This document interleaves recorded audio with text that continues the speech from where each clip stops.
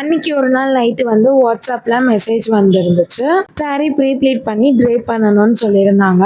And அவங்களே நம்மளோட vlogsலாம் பார்த்துட்டு லைட்டா மேக்கப் மட்டும் பண்ணி விடுங்க சிஸ்டர் அப்படின்னு சொல்லியிருந்தாங்க.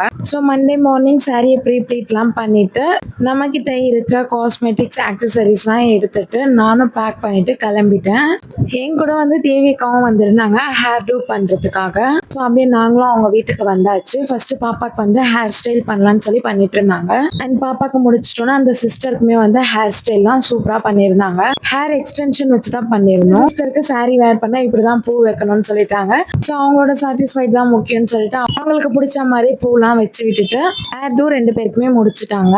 ஃபர்ஸ்ட் பாப்பாக்கு மேக்கப்லாம் முடிச்சதுக்கப்புறம் நெக்ஸ்ட் அந்த சிஸ்டருக்குமே மேக்கப் போட ஸ்டார்ட் பண்ணிட்டேன். அவங்க ஸ்டார்டிங்கே சொல்லிட்டாங்க ரொம்ப ஹார்ஷாலாம் தெரிய வேணாம், லைட்டாக மேக்கப் போட்டால் போதும்னு சொல்லிட்டு.